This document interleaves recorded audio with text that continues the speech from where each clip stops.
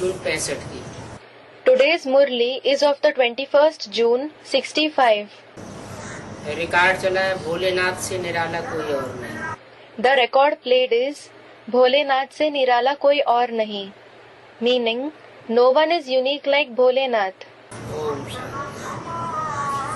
भोलानाथ सदैव शिव ही को कहते हैं। Om Shanti. It is Shiv alone who is always called Bholanath. भोलों का नाथ किसे कहा जाता है? Who is called the Lord of the innocent ones?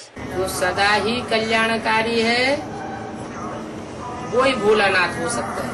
Only the one who is ever beneficial can be Bholanath. अगर कभी कल्याणकारी है, कभी शिव है, कभी अशिव है, तो उसे भोलानाथ नहीं कहा जा सकता। If someone is beneficial sometimes, if he is Shiv, meaning beneficial sometimes, and sometimes a Shiv, meaning not beneficial, then he cannot be called Bholanath. Shiv Shankar का भेद तो अच्छी रीति समझा है। You have understood the difference between Shiv and Shankar properly. क्या भेद है? What is the difference? शारीरिक रूप से भेद है या आत्मिक रूप से भेद है? हैं? Is there a difference physically or spiritually? Shiv और शंकर में आत्मा के हिसाब से भेद है या शरीर के हिसाब से भेद है, व्यक्तित्व के हिसाब से भेद है? Is the difference between Shiv and Shankar with respect to the soul or the body or the personality? व्यक्तित्व के हिसाब से भेद है। Student, the personality. Is the difference with respect to the personality? Personality तो एक ही है। The personality is definitely the same. भक्ति मार्ग में भी कहते हैं शिव शंकर पर्सनालिटी से एक है, लेकिन आत्माएं दो अलग अलग है। Also, in the path of bhakti, meaning devotion, it is said Shiv and Shankar are one with respect to the personality. But there are two separate souls. Shankar को तीसरा नेत्र दिखाया जाता है। वो तीसरा नेत्र कौन सा नेत्र कहा जाता है? Shankar is shown with a third eye. What is that third eye called? है? शिव नेत्र। Shiv Netra, meaning Shiva's eye. वो शिव नेत्र हमारी तुम्हारी आंखों की तरह सीधा सीधा ऐसा नहीं होता है। That Shiv Netra is not horizontal like your and my eyes. कैसा होता है? नहीं, खड़ा हुआ। How is it? A student said something. No, it is upright. देखा है ध्यान से? क्यों खड़ा हुआ दिखाते हैं? Have you seen it carefully? A student, it is upright. Why is it shown upright? क्योंकि वो सदैव ही 24 आवर्स आत्मिक स्टेज में खड़ा रहता है। It is because he always remains standing in the soul conscious stage for 24 hours. कौन? Who? Shiv या Shankar? Shiv or Shankar? Someone said Shiv. Shiv नेत्र। Shiv Netra. बाकी सभी देवताओं को अपने अपने नेत्र होते हैं। All the rest of the deities have their own eyes. Brahma को भी अपने नेत्र हैं, विष्णु को भी अपने नेत्र हैं। Brahma has his own eyes. Vishnu also has his own eyes. ऐसे ही शंकर को भी अपने नेत्र हैं। Similarly, Shankar also has his own eyes. लेकिन वो सदैव खड़े हुए नहीं है। But they are not always upright. माने आत्मिक स्थिति में लगातार कोई खड़ा रह सके, वो सदा काल कोई नहीं होता। It means there is no one who can always remain standing in the soul conscious stage. एक शिव नेत्र ही है। It is only the Shiv Netra. तो ये पहला भेद ये हुआ कि शिव आत्मिक स्टेज में रहने वाला है सदा काल। So this is the first difference, that Shiv remains in the soul conscious stage forever. इसलिए सदा शिव कहा जाता है। This is why he is called Sada Shiv, meaning Shiv forever. Shiv means beneficial. और जो भी देवताएं हैं वो सदा शिव नहीं हो सकते। The remaining deities cannot be Sada Shiv. कुछ न कुछ भेद होगा। There will be a difference to some extent. लेकिन एक देवता ऐसा है जो पूरा तादाद में शिव के साथ स्थापन कर लेता है। But there is one deity who achieves complete similarity with Shiv. ऐसा पुरुषार्थ करता है। He makes such purusharth, meaning spiritual effort. पुरुषार्थ कौन सा है? Which purusharth is it? देवताएं कौन सा पुरुषार्थ करते होंगे? What kind of purusharth will the deities make? अच्छा, असुर कौन सा पुरुषार्थ करते होंगे? अच्छा, what kind of purusharth will the demons make? चाहे देवता हो चाहे असुर हो, सबने एक परमात्मा को याद करने का ही पुरुषार्थ किया है। Whether it is deities or demons, everyone has made purusharth to remember only the one supreme soul. आत्मिक स्थिति में रहते हुए उस परमात्मा को सभी ने याद किया है। Everyone has remembered that supreme soul while being in the soul conscious stage. ये तपस्या तो सभी ने की है। Everyone did this tapasya, meaning intense meditation. तो ये जो तपस्या है, उस तपस्या में एक मूर्ति 33 करोड़ देवताओं के बीच में सबसे तीखी जाती है। One personality, meaning Murti, goes ahead in this tapasya from among the 330 million, meaning 33 crore deities. कौन सी मूर्ति? शंकर की मूर्ति। Which personality is it? It is the personality of Shankar. इसलिए शिव और ब्रह्मा को मिला के एक नहीं कर दिया। That is why Shiv and Brahma are not combined. Shiv और विष्णु को मिला के एक नहीं कर दिया। Shiv and Vishnu are not combined. किसको मिला के एक कर दिया? शिव और शंकर को मिला के एक कर दिया। Who are combined? Shiv and Shankar are combined. तो जरूर शंकर जो ध्यान मग्न बैठा हुआ दिखाया जाता है चित्रों में, वो चरित्र इस बात को साबित करता है, उस चित्र को साबित करता है। So certainly Shankar, who is shown engrossed in meditation in the pictures, that character, that picture proves कि तादाद में स्थापन किया है, that he has achieved the same nature or character. Shankar ने शिव के साथ समानता धारण की। Shankar became equal to Shiv. इसलिए शिव और शंकर को मिला दिया गया। That is why Shiv and Shankar are combined. दुनिया प्रैक्टिकल स्वरूप को मानती है। The world believes in the practical form. सिर्फ कहने से सुनने से मानने वाली नहीं है। It is not going to believe just by narrating and listening. तो बताया शिव और शंकर का भेद तो अच्छी रीति समझा है। So it was said, you have understood the difference between Shiv and Shankar properly. शिवलिंग कहा जाता है। It is said Shivling, meaning the ling of Shiv. Ling, the symbolic representation of the male organ. In the path of bhakti, it represents the incorporeal form of Shiv. Shankar लिंग नहीं कहा जाता। It is not said Shankar Ling, meaning the ling of Shankar. दूसरे देवता के साथ ऐसे नहीं कहा जाता ब्रह्मा लिंग, विष्णु लिंग। It is not said with respect to other deities like Brahma Ling, Vishnu Ling. इसके लिए कहा जाता है शिवलिंग। It is said for whom? It is said Shivling. Shankar लिंग क्यों नहीं कहा जाता? Why is it not called Shankar Ling? Shankar रात्रि क्यों नहीं कही जाती? Why is it not said Shankar Ratri, meaning the night of Shankar?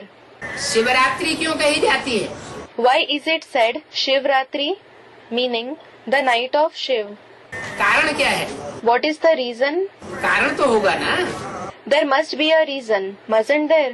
क्योंकि लिंग जो है वो एक ऐसी इंद्रिय है जो काम विकार की सूचक है।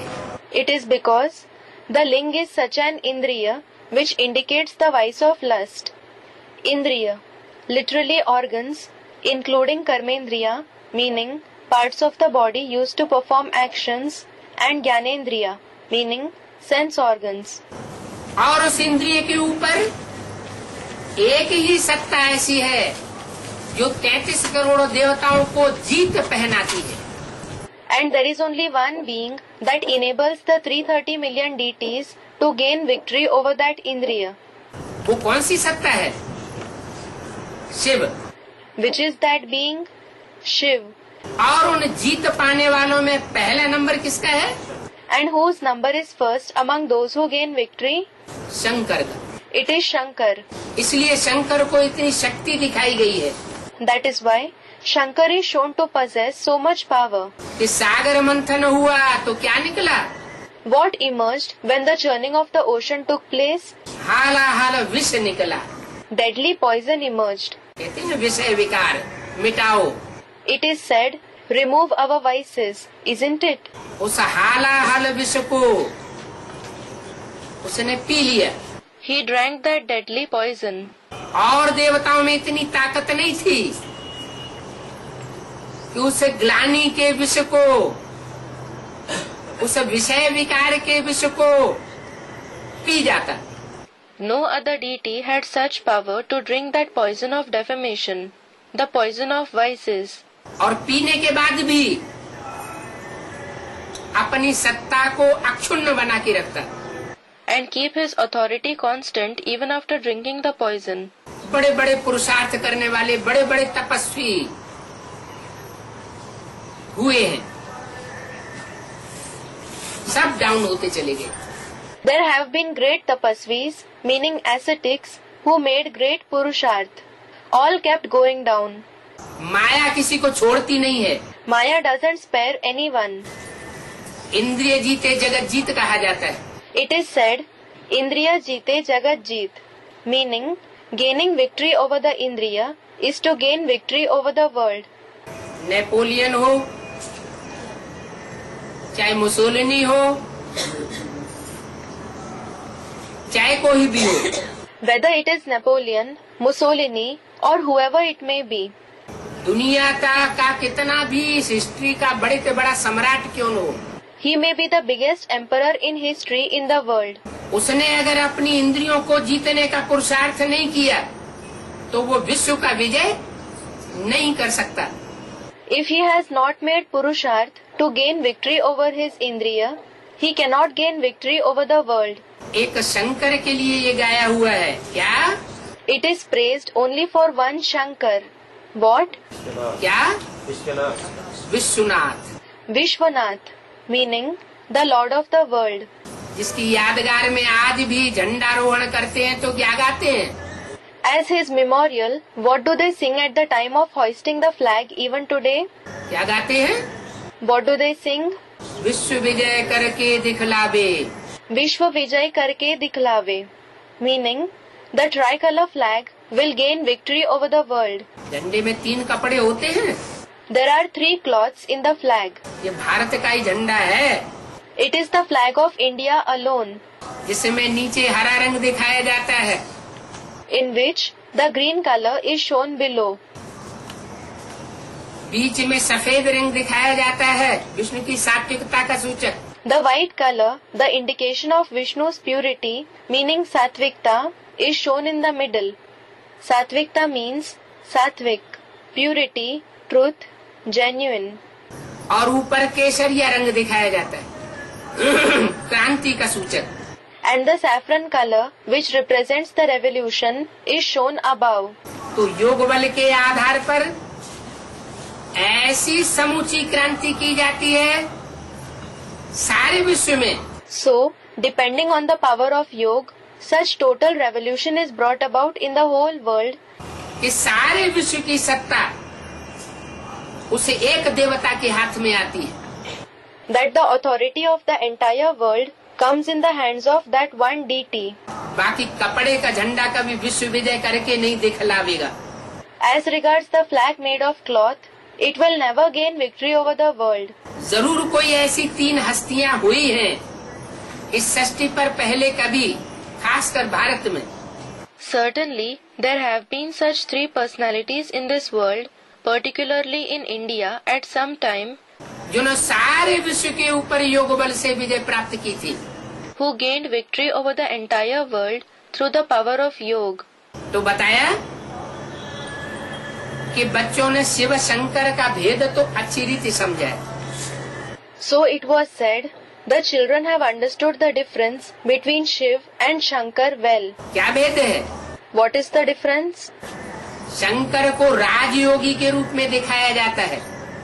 Shankar is shown in the form of a Raj Yogi, meaning the one who practices Raj Yoga. क्या कहते हैं? What is he called? Yogeshwar, योगियों का ईश्वर, controller. Yogeshwar, Ishwar meaning God of the yogis. They are controller. Shiva के लिए ये नहीं कहते हैं, शिव उसमें जरूर प्रवेश करता है। This is not said for Shiv. Shiv certainly enters him. Shiv ऐसा तत्व है, चैतन्य तत्व, जो कभी जन्म मरण के चक्र में नहीं आता। Shiv is such a living element that never comes into the cycle of birth and death. बाकी जितने भी देवताएं हैं वो सब जन्म मरण के चक्र में आते हैं। All the remaining deities come in the cycle of birth and death. कोई कहे शंकर को तो नहीं कहा जाता है कि वो जन्म मरण के चक्र में आता है। Someone may say it is not said for Shankar that he comes in the cycle of birth and death. वो बात वास्तव में एक रहस्य की है। Actually, it is a secret. समझने की बात है। It is to be understood. बाकी इस सृष्टि पर जो आया है साकार रूप में, 5 तत्वों का चोला धारण करके, As for the rest, whoever has come in a corporeal form, taking a body made of the 5 elements in this world, वो 5 तत्व तो एक बार सभी को छोड़ने पड़ते हैं। everyone has to leave the 5 elements once. एक शिव तत्व ऐसा है जो न जन्म मरण के चक्र में आता है, It is only the element Shiv that neither comes in the cycle of birth and death, और न जन्म मरण के चक्र में किसी को डालता है जन्म देकर, nor makes anyone else come in the cycle of birth and death by giving birth to him. बाकी जितने भी हैं असुर चाहे देवताएं, वो स्वयं जन्म मरण के चक्र में आते हैं, और जो आने वाला होगा वो दूसरों को भी लाएगा। The rest of the people, whether demons or deities, they themselves come in the cycle of birth and death, and the one who comes in the cycle will also bring others in it. तो शिव तो ऊंचे ऊंच मूल वतन में रहने वाला है। So, Shiv is the resident of the highest Mool Vatan, meaning supreme abode. अंग्रेज लोग उसको क्या कहते हैं? What do the English people call it? Supreme abode. The supreme abode. मुसलमान क्या कहते हैं? अल्लाह मियाँ क्या का रहने वाला है? What do the Muslims call it? Where does Allah Mia reside? 7वें अर्श का रहने वाला है, 7वें आसमान का। He lives in the 7th arsh, the 7th sky. अर्श में रहता है अल्लाह, फर्श में नहीं रहता। Allah lives in arsh, meaning the highest heaven. He doesn't live on farsh, meaning land. Gita में भी उसका वर्णन है, उस धाम का। That abode has been described in the Gita as well. क्या वर्णन है? What is the description? जहाँ सूरज चांद सितारों का प्रकाश नहीं पहुँचता, वो मेरा परम धाम है। My supreme abode is the place where the light of the sun, moon and stars does not reach. जहाँ से आत्माएं जाकर के फिर वापस इस मृत्यु लोक में नहीं आती। After going there, the souls do not return to this world of death. बोला है न तत् भासयते सूर्यो, सूर्य का प्रकाश वहाँ नहीं पहुँच सकता। It has been said, न तद् भासयते सूर्यो, sunlight cannot reach there. न शशांको, चंद्रमा का प्रकाश नहीं पहुँच सकता। न शशांको, moonlight cannot reach there. तारागणों का प्रकाश वहाँ नहीं पहुँच सकता। The light of the stars cannot reach there. यद्गत्वा न निवर्तन्ते, जहाँ जाकर के आत्माएं वापस इस मृत्यु लोक में नहीं लौटती। Yad gatva न निवर्तन्ते. After going there, the souls do not return to this world of death. अच्छा, आत्माएं अगर इस मृत्यु लोक में नहीं लौटेंगी, अच्छा, if the souls don't return to this world of death, तो ये सृष्टि तो खाली हो जाएगी। it will become deserted. नहीं, उस श्लोक का ये अर्थ है कि इस मृत्यु लोक में कली की दुनिया में वापस नहीं आती। No, that shlok, meaning verse, means the souls do not return to this world of death. the Iron Age world. कलयुग का अंत करने वाला है। He is the one who brings an end to the Iron Age. कलह क्लेश का जो युग है, तामसी युग, उसको नष्ट करने वाला है। He is the one who destroys the age of quarrel and strife, the degraded age. कल्पांतकारी कहा जाता है। He is called Kalpantakari, meaning the one who brings an end to the cycle.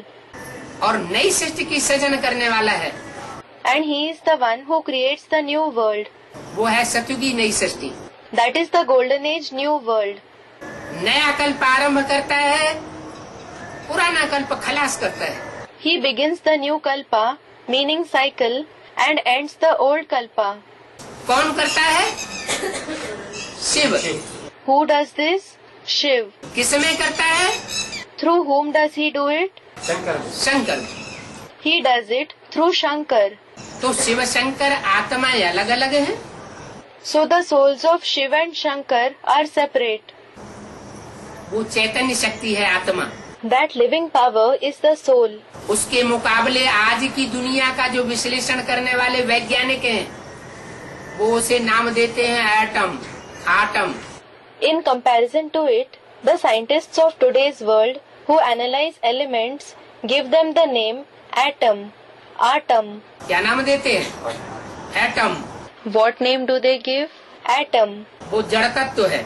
That is an inert element. वो जड़त्व का विश्लेषण करते हैं। They analyze inert things. उन्हें उस चैतन्य का पता नहीं है। They are unaware of that living power. तो एटम और आत्मा, ये दो शक्तियां हैं। So, atom and atma, meaning soul, are the two powers. Atom 5 तत्वों से संबंधित चीज है। Atom is a thing related to the 5 elements. और आत्मा 5 तत्वों से बिल्कुल परे की चीज है। And the soul is completely beyond the 5 elements. आत्मा का कंसंट्रेशन करके करना सीख लिया तो बहुत बड़ी शक्ति हासिल हो सकती है। If someone learns to concentrate on the soul, he can attain a very big power. दोनों का रूप एक ही है। The form of both is the same. Atom भी अणु है, आत्मा भी अणु है। Atom as well as atma is minute. Gita में भी कहा गया है अणु अणांशम अनुस्मरेत यः। In the Gita also it has been said, Anu Aniyansam Anusmaret Yaha, meaning the soul is more minute than an atom. योगी लोग जिसे अणु के रूप में स्मरण करते हैं, The yogis remember it in the form of an atom. वो चैतन्य अणु है, चमकता हुआ अणु है, प्रकृति के मध्य में है। It is a living atom, a shining atom. It is situated in the middle of the forehead. इसलिए उसकी यादगार में टीका लगाते हैं, बिंदी लगाते हैं। This is why a tika, a vermilion mark, a bindi, a dot is applied as its memorial. वो बिंदी की रोशनी हमारी आंखों से निकल रही है। The light of that point is coming out of our eyes. वो अणु जब तक आंखों में है तो आंखों में रोशनी है। As long as the power of that atom is in the eyes, there is light in the eyes. वो आत्मा रूपी अणु निकल जाता है तो आत्मा निकल जाने से आंखें पत्थर हो जाती है। When that atom-like soul goes out, then because of the soul going out, the eyes become like stones. लेकिन हर एक अणु जैसे अलग अलग होता है, ऐसे ही हर आत्मा अलग अलग है। But just like every atom is separate, similarly, every soul is separate. मनुष्यों ने तो अनेक प्रकार की थ्योरी बना दी है। Human beings have made many kinds of theories. कहते हैं सब आत्माएं मिलकर एक ही आत्मा है। They say all the souls together are one soul. आत्मा सो परमात्मा। A soul is equal to the supreme soul. लेकिन ऐसी बात नहीं। But it is not so. हर आत्मा में अपनी अपनी शक्ति है, अपना अपना पार्ट भरा हुआ है। Every soul has its own power, its own part recorded in it. Shiv की आत्मा में भी अपना पार्ट भरा हुआ है। The soul of Shiv also has his own part recorded in him. क्या पार्ट भरा हुआ है? What part is recorded in him? कि वो इस सृष्टि पर 84 के चक्र में नहीं आता है, That he does not come in the cycle of 84 births in this world. लेकिन जब कभी इस सृष्टि पर आता है उस पारलोक से, ब्रह्मलोक से, But whenever he comes from that Parlok, meaning the world beyond, Brahmalok, meaning the supreme world, to this world, तो हम आत्माओं को इस सृष्टि के बंधन से छुड़ाकर वापस ले जाता है। he liberates us souls from the bondage of this world and takes us back. इस दुनिया के बंधन से छुड़ाने का काम है उसका, His task is to liberate us from the bondage of this world, जिसको कहते हैं मुक्ति। which is called liberation, mukti. इसलिए कहा शिव तो ऊंचते ऊंच मूल वतन का रहने वाला है। That is why it was said, Shiv is a resident of the highest abode, the soul world. जो सबसे ऊंचा होगा वो सबसे ऊंचा काम करेगा। The one who is the highest will perform the highest task. ऊंचे ते ऊंचा करतार कहा जाता है। He is called the highest kartar, meaning the performer. उसके मुकाबले In comparison to him, meaning Shiv, Shankar है सूक्ष्म वतनवासी। Shankar is a resident of the subtle world. कहाँ का? Where does he reside? वो मूल वतन का सदैव का रहने वाला नहीं है। He does not reside in the soul world forever. सूक्ष्म वतन में भी 33 करोड़ देवताओं में सबसे ऊंची स्टेज है शंकर की। Also in the subtle world, among the 330 million deities, the highest stage is that of Shankar. उनको परमपिता कैसे कह सकते हैं? How can he, meaning Shankar, be called the Supreme Father? मान शंकर को परमपिता नहीं कह सकते। It means that Shankar cannot be called the Supreme Father. जगत पिता कह सकते हैं। He can be called the Father of the world, meaning Jagat Pita. क्या? What? Someone said Jagat Pita. जो जीता जागता जगत है उसका पिता हो सकता है, लेकिन परम पिता नहीं हो सकता। He can be the father of the living world, but not the Supreme Father. अगर परम पिता होता फिर वो याद में किसकी बैठता है? If he is the Supreme Father, then in whose remembrance does he sit? चित्रों में, मूर्तियों में जितनी भी प्राचीन मूर्तियां मिल रही है उन सब में याद में बैठा हुआ दिखाया गया है ना। In the pictures, among the idols, among whatever ancient idols that have been found, he has been shown to be sitting in remembrance, hasn't he? तो किसको याद करता है? So whom does he remember? जरूर वो अपने से भी कोई ऊंची शक्ति है जिसको याद करता है। Certainly, he remembers the power that is higher than him. तो शंकर को परम पिता नहीं कह सकते। So Shankar cannot be called the Supreme Father. ऊंचते ऊंच रहने वाला है एक बाप। The resident of the highest abode is the one Father. कौन? शिव। Who? Shiv. जितनी भी बिंदु बिंदु बिंदु बिंदु आत्माएं हैं, चाहे मनुष्यों की हो, चाहे पशु पक्षियों की हो, चाहे कीड़े मकोड़ों की हो, हैं सब ज्योति बिंदु आत्मा। All the point-like souls, whether they are the souls of human beings, animals and birds, insects and spiders, all are point-of-light souls. लेकिन उन सब का बाप जो परम पिता है वो सबसे ऊंचे रहने वाला। But the father of all of them, the Supreme Father, is a resident of the highest place. माने ब्रह्मलोक में भी रहने की कैटेगरीज हैं। It means even in Brahmalok there are categories of residents. वो सबसे ऊंचे रहने वाला है। He is the resident of the highest category. फिर दूसरे तबक्के में है ये 3 देवताएं, Brahma Vishnu Shankar. Then in the next category there are these 3 deities, Brahma, Vishnu and Shankar. तो बाप ऊंचते ऊंचे निराकार, So the father is the highest incorporeal one. Shankar है आकारी Shankar is Akari, meaning subtle, और शिव है Bholanath. And Shiv is Bholanath, meaning Lord of the Innocent Ones. क्या कहा? What was said? Shiv Bholanath है, लेकिन जब भक्ति मार्ग वाले भक्त गायन करते हैं तो क्या कहते हैं? Shiv is definitely Bholanath. But when the devotees of the path of bhakti praise him, what do they say? Shiv के साथ किसको जोड़ देते? Whom do they combine with Shiv? हाँ, वो तो कहते हैं। A student, Bhole Bhale. Yes, they do say that. लेकिन शिव भोले भाले शिव अकेले को नहीं कहते। But they don't say Bhole Bhale just for Shiv. Bhole meaning simple or innocent. Bhale meaning literally spear, the one with a strict nature.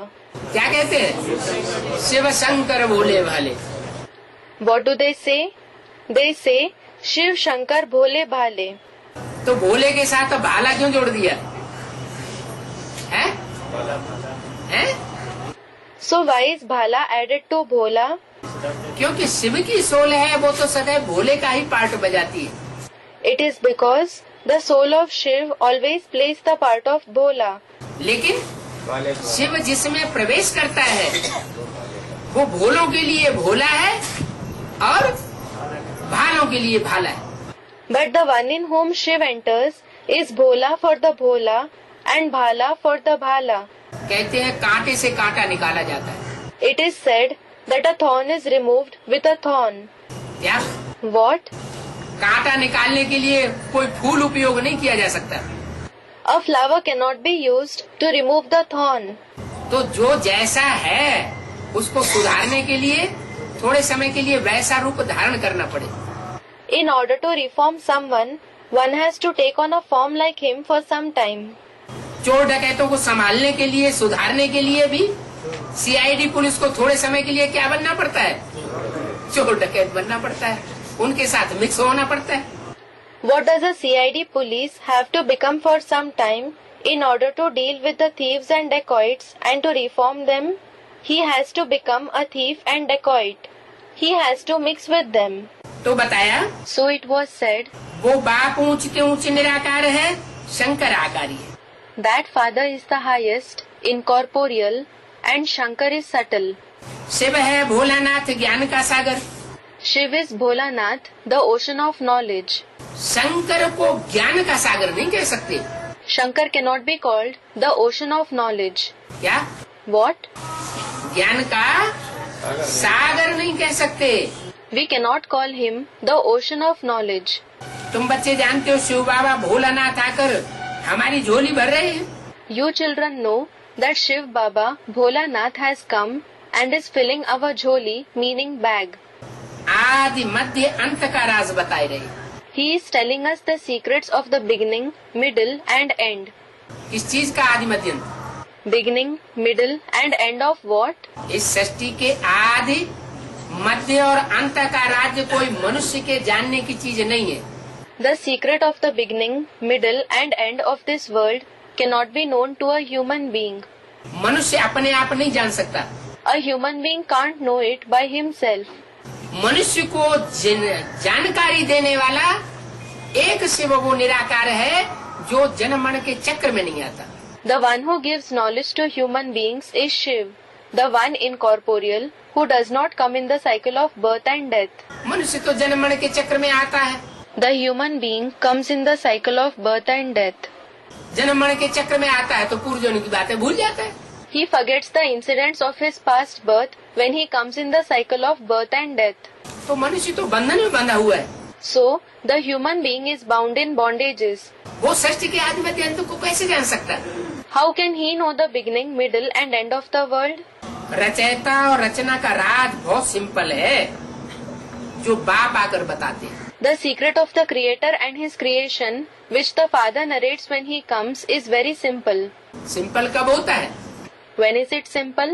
जब बाप शिव आकर के बताते हैं तब बहुत सिंपल हो जाता है। When the father Shiv comes and narrates it, it becomes very simple. बड़े बड़े ऋषि मुनि भी इन सहज बातों को नहीं जान सकते। Even the great saints and sages can't know these easy topics. बड़े बड़े ऋषि मुनियों से ये पूछा जाए कि सृष्टि के आदि मध्य अंत का राज बताओ, If the great saints and sages are asked to narrate the secrets of the beginning, middle and end of this world, तो कहेंगे बेअंत है, बेअंत है। they will say, it is eternal, never ending. जबकि वह रजोगुणी नहीं जानते थे। Those Rajoguni souls didn't know it. Rajoguni, having the quality of Rajas, meaning activity or passion. वो ऋषि मुनि तो द्वापर युग से हुए। Those saints and sages came from the Copper Age. सत्ययुग Treta में रामकृष्ण जैसे देवताएं थे। There were deities like Ram and Krishna in the Golden and Silver Ages. द्वापर युग से जब से द्वैत पैदा हुआ, दो पुर बन गए। When dualism began from the Copper Age, when two cities came into being, दो पुर बनेंगे तो दो राज्य भी बनेंगे। if there are two cities, there will also be two kingdoms. दो राज्य बनेंगे तो दो धर्म भी बनेंगे। If there are two kingdoms, there will be two religions as well. तो जब से द्वैत पैदा हुआ इस सृष्टि पर, तब से रजोगुण की शुरुआत हुई। So, from the time dualism began in this world, Rajogun began. उस रजोगुण गुणी सृष्टि में जो पैदा होने वाले मनुष्य हैं, वही जब नहीं जानते थे सृष्टि के आदि मध्य अंत के राज को, तो आज के तमोगुणी सृष्टि के मनुष्य कैसे जान सकते हैं?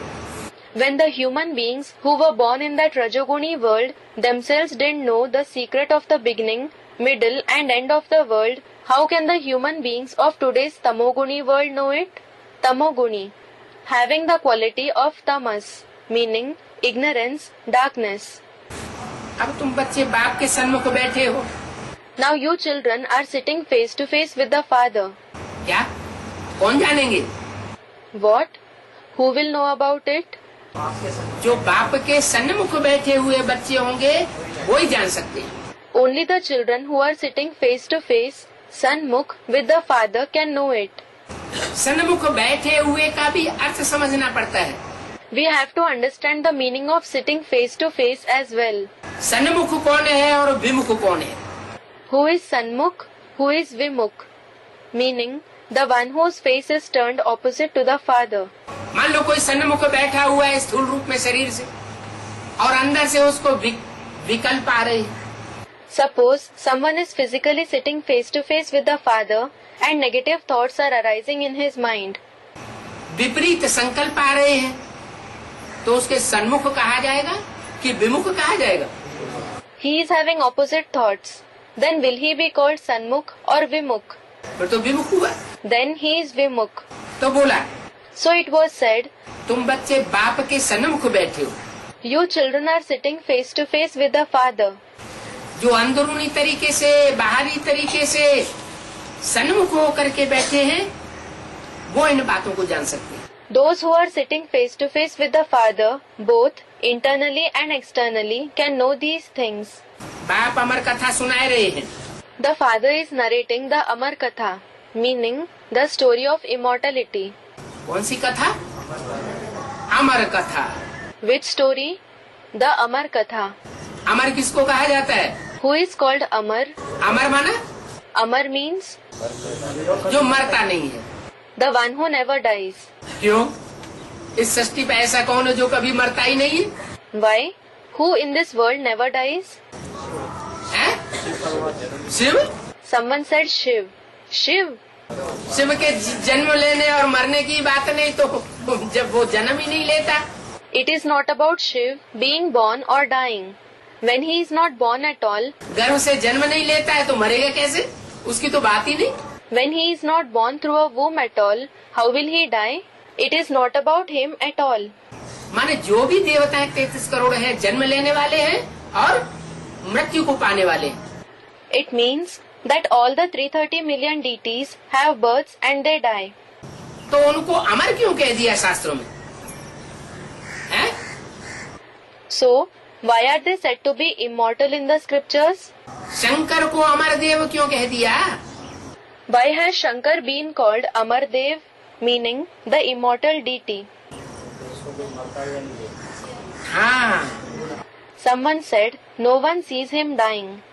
Yes, जितने भी 500-700 करोड़ मनुष्य आत्माएं हैं, उनको जब शिव आकर के पुरुषार्थ कराता है, When Shiv comes and enables all the 5 to 7 billion human souls to make Purusharth, तो उनमें से एक ऐसा है जगत पिता, there is one soul who plays the role of the Jagat Pita, जिसको शास्त्रों में जगतम पितरम वंदे कहा गया है। for whom it has been said in the scriptures, Jagatam Pitaram Vande, meaning, I bow to you, the Father of the world. उसको मरते हुए किसी ने नहीं देख पाया, No one saw him dying. इसलिए उसको अमर कहा जाता है। That is why he is called immortal. दूसरे अर्थ में अमर इसलिए कहा जाता है कि मनुष्यों की तो मौत आती ही आती है, चाहे वो इच्छा करे या न करे। In another sense, he is said to be immortal because human beings definitely die, whether they wish it or not. लेकिन देवताओं की मृत्यु जो है उनकी इच्छा के अनुकूल होती है। But the death of the deities is according to their wish. क्या? What? जब वो संकल्प करेंगे तो मृत्यु होगी, When they create a thought for it, they will die. अगर संकल्प न करें तो मृत्यु उनके नजदीक नहीं आ सकती। If they don't create a thought, death cannot come near them. इसलिए उनको अमर कहा जाता है। That is why they are called immortal. तो अब तुम बच्चे बाप के सन्मुख बैठे हो, बाप अमर कथा सुनाए रहे हैं। So now, you children are sitting face to face with the father. The father is narrating the Amar Katha. तो यहाँ संशय नहीं आना चाहिए। So you should not have doubt here. क्या? What? गीता में भी क्या कहा गया? What has been said in the Gita as well? संशय बुद्धि विनश्यति, निश्चय बुद्धि विजयते। Sanshay buddhi vinashyate. Nishchay buddhi vijayate. Meaning, those with a doubting intellect are destroyed. Those with a faithful intellect will become victorious. कोई भी मनुष्य, वह ब्रह्मा व विष्णु अथवा शंकर, वो हमको नहीं सुनाते। No human being, Brahma, Vishnu or Shankar narrate the knowledge to us. क्या? What? हम किसी देवताओं से ये नॉलेज नहीं सुनने वाले हैं। We do not listen to this knowledge from any deity. हम किससे सुनने वाले हैं? From whom do we listen? ऊंचते ऊंच जो परम पिता है, हम उससे ये नॉलेज सुनते हैं। We listen to this knowledge from the Supreme Father, the highest. मनुष्यों की तो नॉलेज हजारों वर्ष से चली आई शास्त्रों में। In fact, the knowledge of the human beings has continued from thousands of years in the scriptures. शास्त्रों को पढ़ते पढ़ते कोई अमर नहीं बना। No one became immortal by reading the scriptures. एक परमात्मा बाप ही ऐसा है, परम पिता, It is only the one Supreme Soul Father, the Supreme Father, जो गीता ज्ञान सुना करके नर को नारायण जैसा देवता बनाता है। who narrates the knowledge of the Gita and transforms a man into a deity like Narayan. मनुष्य को देवता बनाना किसी मनुष्य की बस की बात नहीं हो सकती। It cannot be within the power of a human being to transform a human being into a deity. Bholanath Shiv बाबा कहते हैं, मुझे तो अपना शरीर ही नहीं है। Bholanath Shiv Baba says, I don't have my body. क्या? What? उनका रोना क्या है? What is his complaint? उनका रोना है, मुझे अपना शरीर नहीं है, तो क्या करता हूँ? His complaint is that he doesn't have his body. So what does he do? Gita में भी लिखा है, प्रवेश तुम। It is also written in the Gita, Pravesh Tum. मैं प्रवेश करने योग्य हूँ। I am capable of entering. मैं प्रवेश कर सकता हूँ। I can enter someone. जैसे भूत प्रेत प्रवेश कर जाते हैं, Just like ghosts and spirits enter someone. उनको तो अपना सूक्ष्म शरीर होता है, Actually, they have their subtle body. लेकिन परमात्मा शिव को अपना सूक्ष्म शरीर भी नहीं, तो स्थूल शरीर भी नहीं, लेकिन प्रवेश कर सकता है। The Supreme Soul Shiv neither has a subtle body nor a physical body, but he can enter. मैं निराकार हूँ। I am incorporeal. क्या? What? मेरी सदैव निराकारी स्टेज रहती है। I am always in the incorporeal stage. मैं देह के भाने में आने वाला नहीं हूँ। ऐसे नहीं कि कर्मेंद्रियां मेरे को अपने बंधन में बांध लेंगी। I do not become body conscious. It isn't that Karmendriya will bind me in their bondage. Karmendriya. parts of the body used to perform actions. ये साकार देह मेरी मन बुद्धि को अपने बंधन में नहीं बांध सकती।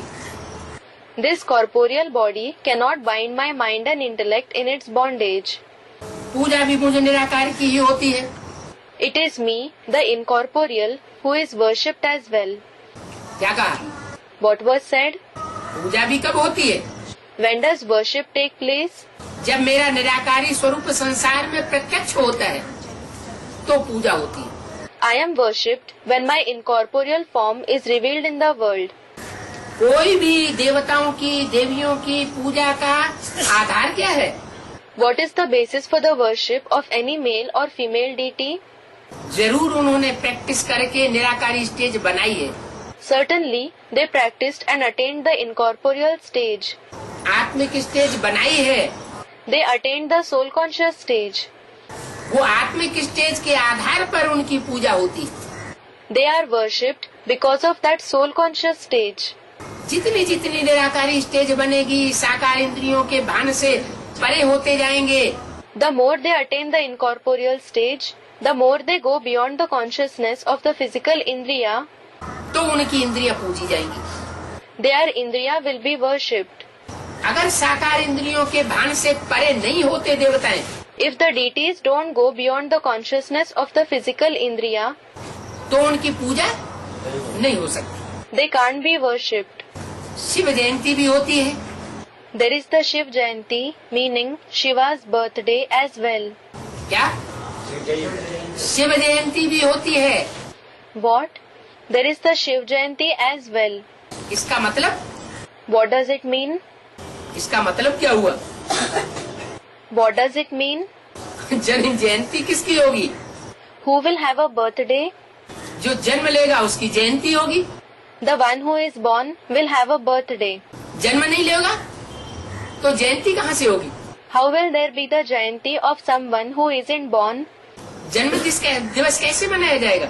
How will his birthday be celebrated? तो वो तो गर्भ से जन्म लेता ही नहीं। He isn't born through a womb at all. तो जयंती कैसे?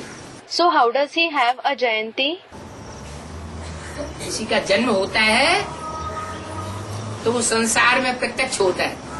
When someone is born, he is revealed before the world. प्रत्यक्ष होता है तो सबको पता चलता है कि बच्चे ने जन्म लिया। When he is revealed, everyone comes to know that a child is born. पैदाइश का मालूम पड़ जाता है। They come to know about the birth. ऐसे ही शिव निराकार जब इस सृष्टि पर आता है तो जब किसी तन में प्रवेश करता है तो किसी को पता नहीं चलता। Similarly, when Shiv, the incorporeal, comes to this world, when he enters some body, no one knows क्या? कि उसने जन्म लिया। what? That he is born. कोई भी ब्रह्मा कुमार कुमारियां अगर ये कहते हैं कि हम शिव जयंती मनाते हैं, If any Brahma Kumar Kumari says, we celebrate Shiv Jayanti, तो वो साबित करना पड़े क्या? then they will have to prove it. What? कि शिव जयंती मनाते हो तो बताओ, साबित करो किस दिन शिव ने जन्म लिया। They should be asked, if you celebrate Shiv Jayanti, tell us, prove it, on which day Shiv was born. अगर जन्म ही नहीं लिया, If he isn't born at all, वो जन्म दिन साबित नहीं कर सकते तो शिव जयंती कैसे मनाते हो? if you are unable to prove his day of birth, how do you celebrate Shiv Jayanti? जैसे दुनिया वाले मनाते चले आ रहे हैं परंपरा मुआफिक, Just like the people of the world have been celebrating Shiv Jayanti like a tradition, ऐसे ही तुम मनाते हो। similarly you celebrate it. तो असली शिव जयंती कब कहे? So, when should we say it is the real Shiv Jayanti? जब दुनिया वालों को ये पता लग जाए कि शिव इस सृष्टि पर अमुक तन में आया हुआ है। It is when the people of the world come to know that Shiv has come to this world in this particular body. क्या? What? सारी सृष्टि में ये ढिंढोरा पिट जाए। This should be proclaimed in the entire world by drum beat. जैसे बच्चे की पैदाइश होती है भारत में तो ढोल मजीरा बजाते हैं। Just like when a child is born in India, people play the drums and cymbals. यादगारें तो यहाँ की चली आ रही है ना। The memorials are of here, aren't they? तो शिव भी जब इस संसार में प्रत्यक्ष होता है तो चारों तरफ ज्ञान के नगाड़े बजना शुरू होते हैं। So when Shiv also is revealed before the world, the drums of knowledge start beating everywhere. मुझ निराकार बाप की जयंती होती है। There is the Jayanti of me, the incorporeal father. सब आत्माओं की भी जयंती होती है। मन There is the Jayanti of all the souls as well. What does it mean? हद की बात नहीं बताई। He didn't speak about the limited. जो भी 33 करोड़ देवताएं हैं उनकी भी असली जयंती तब होती है The true Jayanti of all the 330 million deities also takes place जबकि उनके अपने 84 जन्मों में से श्रेष्ठ से श्रेष्ठ जन्म का जो पार्ट है वो खुल जाता है। when the most elevated part of their 84 births is revealed. कौन सी आत्मा इस सृष्टि रूपी चक्र में सबसे श्रेष्ठ पार्ट बजाने वाली है, वो पार्ट उसका खुल जाए। When the most elevated part of a soul in the world cycle is revealed, तो समझो उसकी जयंती। it will be considered to be his Jayanti. तो हर आत्मा की भी जयंती होती है बेहद में, So, every soul has an unlimited Jayanti. और शिव की भी जयंती होती है बेहद में। And Shiv has a Jayanti in the unlimited as well. पुनर्जन्म में आते सब जरूर है। Everyone certainly has rebirth. वो तो गर्भ से जन्म में आते हैं, मरण में आते हैं, वो बात बताई। He spoke about those who have a birth through the womb and die. बाप तो जन्म मरण रहित है। The father is free from birth and death. बाप तो गर्भ से जन्म लेता नहीं The father isn't born through a womb और उसकी दुनियावी मृत्यु होती भी नहीं। and he doesn't die a worldly death either. वो भोलानाथ है, He is Bholanath. जरूर आकर सभी की झोली भरेंगे। He will certainly come and fill everyone's joli. कैसा भोला है? How is he Bhola? है स्वयं बिंदु। He himself is a point, meaning Bindu. क्या बिंदु है लेकिन सिंधु है। What? He is a Bindu, but he is an ocean, meaning Sindhu. शास्त्रों में उसकी महिमा कर दी है। He has been praised in the scriptures. महिमा किस रूप में की है? पूर्णमिदं पूर्णमदः पूर्णात् पूर्णमुदच्यते। How is he praised? Purnamidam Purnamadah Purnat Purnamudichyate. क्या What? वो सदैव पूर्ण है। He is always complete. कैसा पूर्ण है How is he complete? कि पूर्ण में से पूर्ण निकाल लो तो भी पूर्ण बचेगा। If you extract the whole from something complete, even then he will remain complete. ऐसा वंडरफुल पूर्ण है। He is complete in such a wonderful way. वो ज्योति बिंदु शिव इस सृष्टि पर जब आता है तो ऐसा इस सृष्टि को ज्ञान सुनाता है। When that point of light Shiv comes to this world, he narrates such knowledge to the world कि सारी सृष्टि ज्ञान से सराबोर हो जाती है। that the entire world becomes drenched with knowledge. जरूर आकर के ज्ञान धन से सबकी झोली भरेगा। Certainly, he will come and fill everyone's joli bag with the wealth of knowledge. कैसे झोली भरेगा? How will he fill the joli? जो भी आत्मा है, चाहे 84 जन्म लेने वाली हो, चाहे कम जन्म लेने वाली हो, हर आत्मा को जो आत्मा रूपी एक्टर्स हैं, All the souls, whether they have 84 births or fewer births, every soul, the actor-like souls, जो शरीर रूपी चोला धारण करके पार्ट बजाने वाले हैं, who take on the costume-like body and play their part, उन सबको अपने अपने पार्ट का पता चलेगा। they will get to know about their part. इतना तक ज्ञान सुनाएगा। क्या He will narrate knowledge to that extent. What? ऐसा ज्ञान इस सृष्टि पर किसी ने नहीं सुनाया होगा। No one will have narrated such knowledge in this world. कैसा What type of knowledge? कि हीरो पार्टधारी से लेकर के 500 करोड़ भी अंतिम आत्मा तक Such that from the hero actor to the last soul, the 5 billionth soul, जिसका जिसका जैसा जैसा पार्ट है, सबको अपने अनेक जन्मों के पार्ट का पता चल जाए। everyone will come to know about their part of many births as it is. अगर नहीं पता चलता तो सुप्रीम सोल बाप का कहना है कि वो एक्टर है बेवकूफ जिसको अपने पार्ट का ही पता नहीं। If they do not come to know about it, the Supreme Soul Father says, the actor who doesn't know about his very part is foolish. हम सब ज्योति बिंदु बिंदु आत्माएं हैं। All of us are point of light souls. ज्योति बिंदु आत्माओं को पता होना चाहिए कि हमने 84 के चक्र में कैसे 84 चोले धारण किए। The point of light souls should know how they took on 84 bodies in the cycle of 84 births. अगर नहीं पता, If they don't know about it, इतना तक मनन चिंतन मंथन नहीं चला है, तो हम बेवकूफ एक्टर हैं तब तक। if their thinking and churning hasn't reached that level, then until they reach that level, they are foolish actors. इतना विशाल ज्ञान का भंडार 500 करोड़ मनुष्य आत्माओं को देने वाला, और वो भोलानाथ है। The one who gives such vast treasure of knowledge to the 5 billion human souls is Bholanath. क्या? What? भोलों का नाथ है। He is the Lord of the innocent people. नाथ माने स्वामी। Nath means Lord. क्या? What? बैल को नाथ डाली जाती है ना। Oxen are controlled with a nose rope, aren't they? अपनी भक्ति मार्ग में स्त्री को क्या डाला जाती है? In the path of bhakti, what is a wife made to wear? नथनिया। Nathaniya, meaning nose ring. तो जैसे कि पुरुष नाथ लेता है, So it means the husband has controlled the wife. तो वो है परम पुरुष। So he is Param Purush, meaning the supreme being. क्या? हम सब भोले बच्चों का नाथ है। What? He is the Lord of us innocent children. वो नाथ तब साबित होगा जब हम उस भोलेनाथ को भोले के रूप में पहचान लें। He will be proved to be the Lord when we recognize that Bholenath as Bhola. हम अपनी तिकड़म बढ़ाते रहते हैं बुद्धि से। We keep applying tactics with our intellect. बाप कुछ डायरेक्शन देता रहता है, हम कुछ रास्ते पर चलते रहते हैं। The Father gives some direction and we follow some different path. तो इसका मतलब हमने उस भोलेनाथ को पूरी रीति पहचाना नहीं।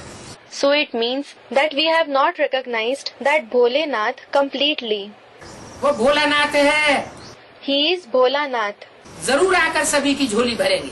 Certainly, he will come and fill everyone's jholi. ये बुद्धि रूपी झोली सबकी एक दिन भर जाएगी। This jholi-like intellect of everyone will be filled one day. जब पूरी झोली भर जाएगी एक एक की, तो कितना आत्मा को मजा आएगा। The soul will feel so joyous when everyone's jholi becomes full. इतना मजा आएगा कि हर आत्मा अपने अपने पार्ट से संतुष्ट हो जाएगी।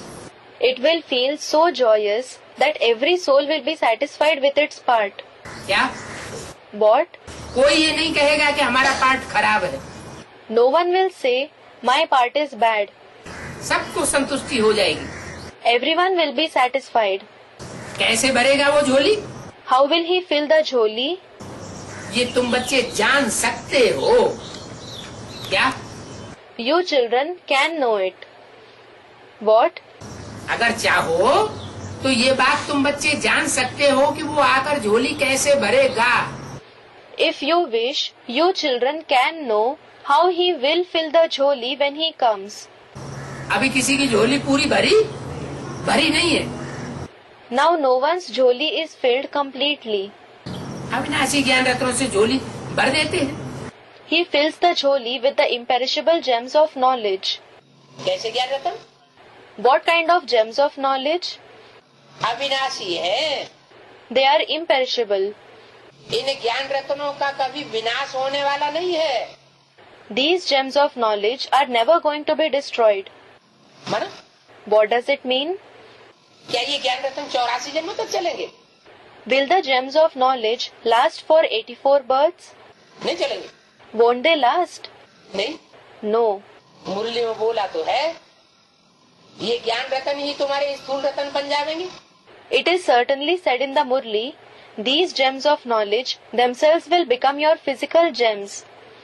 माना इस जन्म में जो आत्मा जितना जितना तीव्र ज्ञान धारण करेगी, It means the more knowledge a soul imbibes in this birth, जिसके लिए शास्त्रों में कहा गया ज्ञानी तू आत्मा मुझे विशेष प्रिय है। For that it has been written in the scriptures, a knowledgeable soul is especially dear to me. किसको? उस परमात्मा को। To whom? To that Supreme Father. उसकी जो संपत्ति है, वो ज्ञान रतन ही उसकी संपत्ति है। His property is just the gems of knowledge. Supreme soul की संपत्ति, The property of the Supreme Soul, वो परमधाम से कोई दूसरी संपत्ति लेकर नहीं आता है। he doesn't bring any other property from the Supreme Abode. वो ज्ञान रत्नों की संपत्ति लेकर आता है। He brings the property of the gems of knowledge. उन ज्ञान रत्नों की संपत्ति को ज्योति जना आत्मा वैल्यू देती है, तो वैल्यू देने वाली आत्मा उतनी ही ज्यादा पावरफुल बनती है। The more value a soul gives to the property of those gems of knowledge, it becomes powerful to that extent. तो बताया अविनाशी ज्ञान रत्नों से तुम झोली भरते हो। So it was said, you fill your jholi with the imperishable gems of knowledge. यही नॉलेज है। This itself is the knowledge. ज्ञान सागर आए ज्ञान देते हैं। The ocean of knowledge comes and gives the knowledge. Gita तो वही एक ही है, It is the same Gita. परंतु संस्कृत श्लोक आदि तो है नहीं। But there aren't the Sanskrit shlokas etc. in it. क्या कहा? What was said? ये यज्ञ की हिस्ट्री बता रही है The history of the Yajna says कि सन 36 में जब ये ज्ञान यज्ञ शुरू हुआ था, that when this Yajna of knowledge began in the year 1936, तो वही पुरानी संस्कृत की गीता पढ़ करके सुनाते थे, अर्थ करके सुनाते थे। the same old Sanskrit Gita used to be narrated. It was clarified. आदमी क्या करते थे? What was done at the beginning of the Yajna?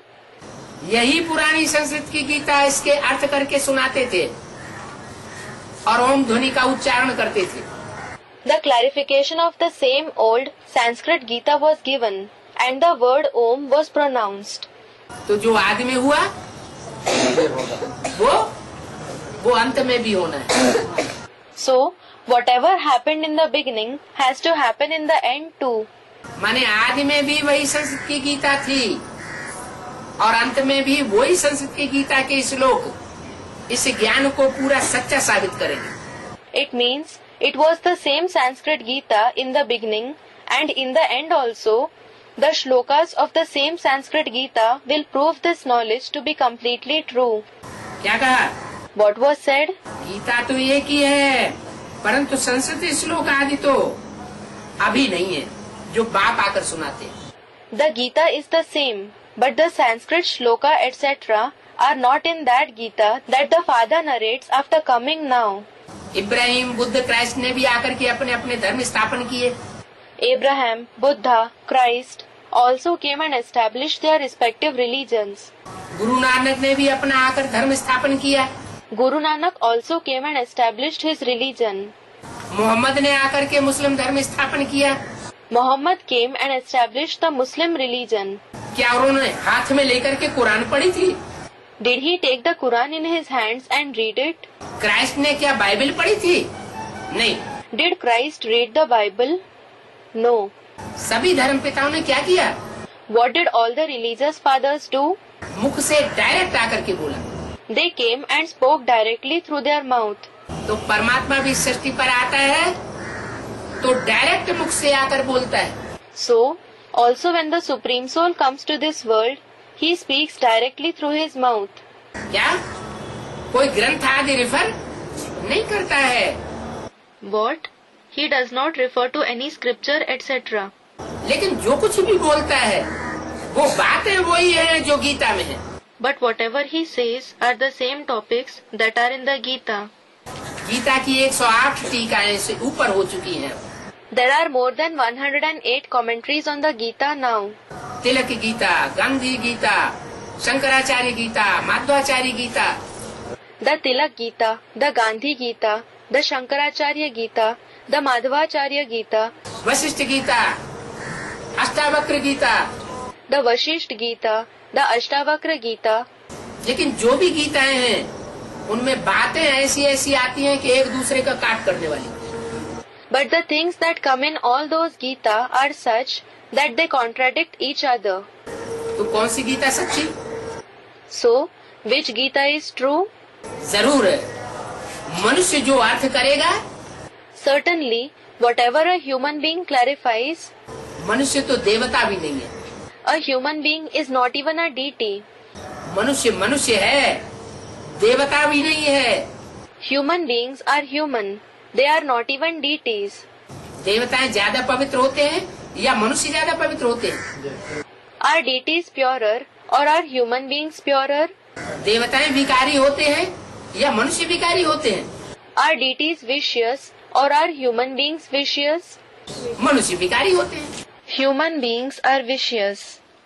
तो मनुष्यों के लिखे हुए वेद शास्त्र भी झूठे हो सकते हैं। So, the Vedas and scriptures written by the human beings can also be false. उनकी टीकाएं भी झूठी हो सकती हैं। Their commentaries can also be false. इसलिए ये गायन भी है, कै समझे कवि, कै समझे Ravi. That is why there is also a saying, कै समझे कवि, कै समझे रवि. या तो कवि अपनी कविता का अर्थ समझ सकता है, या तो ज्ञान सूर्य परमात्मा ही सृष्टि पर उतर आए तो उन कविताओं का सही अर्थ बता सकता है। Either a poet can understand the meaning of his poem, or the Son of Knowledge, the Supreme Soul, himself can narrate the true meaning of those poems if he comes to this world. तो गीता तो वही है। So it is the same Gita. क्या बोला? What was said? Gita वही है, लेकिन अभी जो कुछ परमात्मा बाप आकर सुनाते हैं, It is the same Gita. But whatever the Supreme Soul Father narrates after coming now, वो संस्कृत के श्लोकों में नहीं सुनाते हैं। he doesn't narrate it as the Sanskrit shloka. आज की दुनिया में कहीं देखा कोई गांव, कोई शहर, Have you seen any village, any city in today's world? कोई देश ऐसा सुना जहाँ संस्कृत बोली जाती हो, मातृभाषा संस्कृत हो? Have you heard about any country where the Sanskrit is spoken, where the mother tongue is Sanskrit? है? नहीं। Is there any? No. माने संस्कृत तो,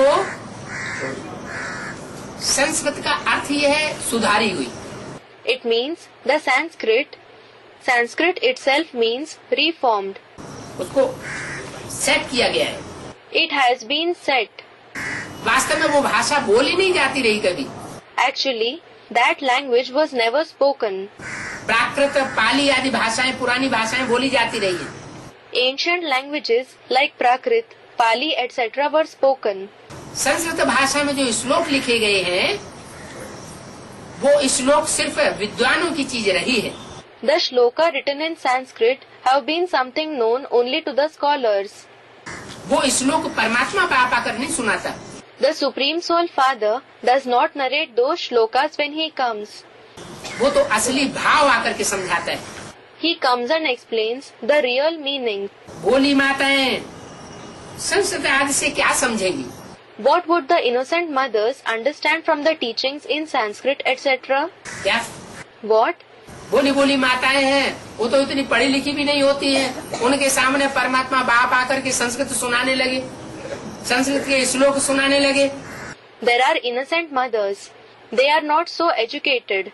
If the Supreme Soul Father comes before them and starts narrating in Sanskrit, the Sanskrit shlokas, तो वो तो बेचारी कुछ नहीं समझेंगी। then the poor ones will not understand anything. तो ये विद्युता आकर के परमात्मा सुप्रीम सोल आकर नहीं झाड़ता। So, the Supreme Soul does not display his scholarship when he comes. वो तो सीधे सीधे शब्दों में आकर के ज्ञान को सुनाता है, जो गीता ज्ञान दिया हुआ है संस्कृत गीता में। He comes and narrates the knowledge that is in the Sanskrit Gita in simple words. Gita वही है, लेकिन उसके अर्थों में अंतर पड़ जाता है। It is the same Gita, but a difference arises in its meanings. तो इन माताओं के लिए भोलानाथ बाबा आते। So Bholanath Baba comes for these mothers. ये माताएं बिचारियां तो घर के काम आदि में रहती हैं। These poor mothers remain engaged in the household chores, etc. ये तो अभी फैशन पड़ा है जो नौकरी आदि के लिए निकल पड़ी है। It is a fashion now that they have come out for jobs. ये फैशन भी कहाँ से आया? कि माताएं बाहर जाकर के नौकरी करती हैं। From where did this fashion of mothers going out for jobs come? हैं? विदेशों से ये फैशन आया है। This fashion has come from foreign countries. तो बाबा आप बच्चों को ऊंच से ऊंच पढ़ाई पढ़ा रहे हैं।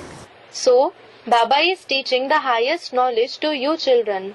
जो बिल्कुल ही कुछ नहीं पढ़ते थे उन्हों को पहले पहले कलश आकर के रखते। He first of all comes and places the pot on those who didn't used to study anything.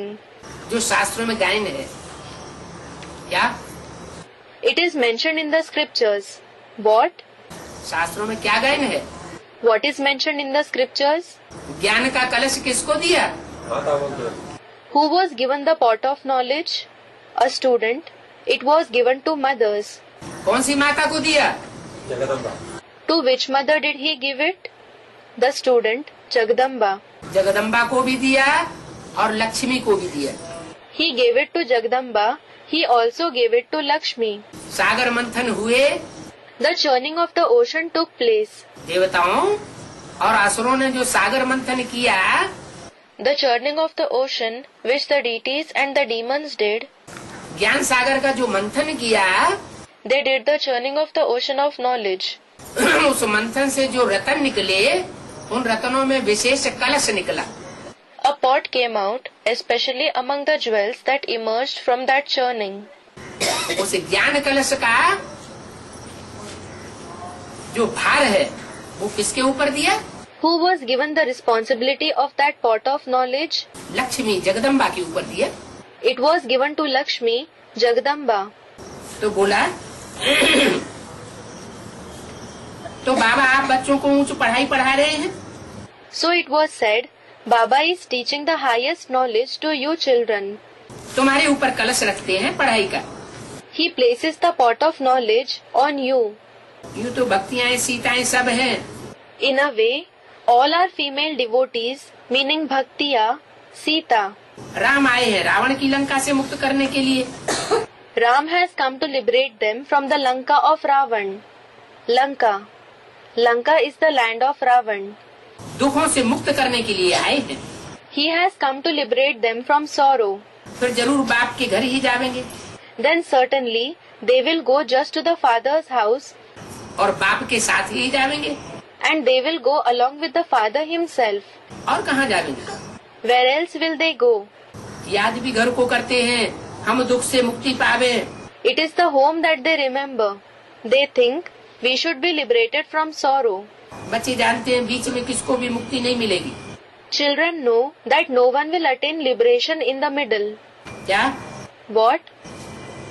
जैसे मनुष्य गुरु कहते चले आए Just like the human gurus have been saying कि महात्मा बुद्ध ने जो ज्ञान सुनाया उससे निर्वाण को प्राप्त किया।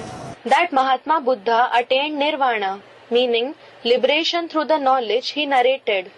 तो चाहे सतयुग हो, चाहे त्रेता हो, चाहे द्वापर हो, चाहे कलयुग हो, किसी युग में कोई भी मुक्ति को नहीं प्राप्त करता।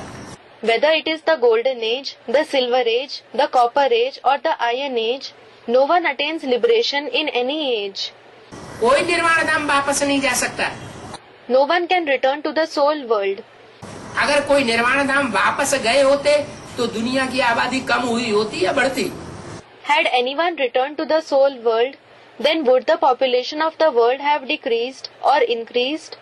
दुनिया की आबादी तो कम हो जानी चाहिए, लेकिन नहीं। The population of the world should decrease. But no. इस सृष्टि पर जो भी आया, Whoever came to this world, वो अज्ञानता में जन्म मरण के चक्र में आकर के नीचे ही गिरता चला गया। he entered the cycle of birth and death because of ignorance and kept falling. Mentality नीचे गिरती चली जाती है। The mentality keeps degrading. काम क्रोध लोभ मोह अहंकार बढ़ते चले जाते हैं। Lust, anger, greed, attachment and ego keep increasing. बुद्धि विकृत होती जाती है।